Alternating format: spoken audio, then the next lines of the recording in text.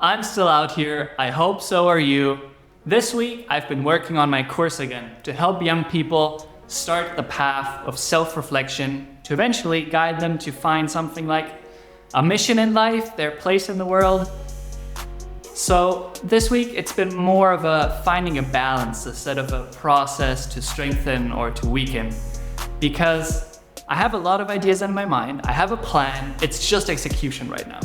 I'm just sitting there, putting things, at this point not on paper anymore, but in an online document, right? And for that, I've been isolating myself. I've been turning my phone off, just focus.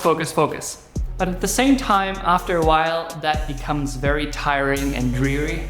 So you also have to keep it fun by either distracting yourself with things that you find fun, or especially actually also in the writing, in order to keep creative and come up with new interesting ideas to frame things that you already want to say. You have to keep an open mind and the time to play and so on. So finding the balance between this, on the one side, creative, trying around, trying new things, and on the other side, just pure execution, let's do it, let's get these things on paper, has been my main challenge. Because as soon as you start blocking everything else out, your mind comes up with so many interesting things that you want to look up and learn more about. This morning, I remembered that some guy a few months back said that this one YouTube project is the biggest YouTube project in Europe.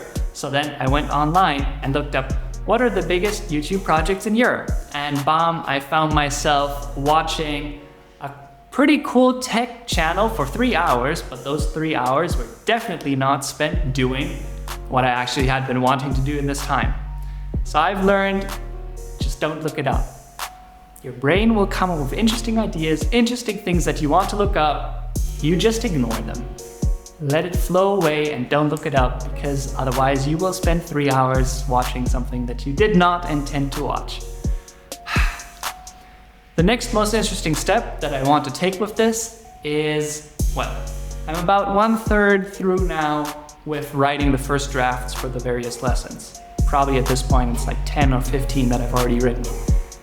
And this means that now I can very soon go up to the higher level again and see whether all of these individual lessons with exercises that I've been writing during the last few weeks actually integrate well into, instead of just being one interesting insight to another, actually adding on top of each other to make the person going through this course a better person with more capabilities and self-reflective ability. I'm very excited for that.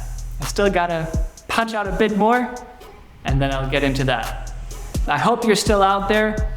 If you have a project that you want to get accountability and support on, take the prompts from the description and answer them yourself. And if you have no clue what's going on, check out this video here and then come back.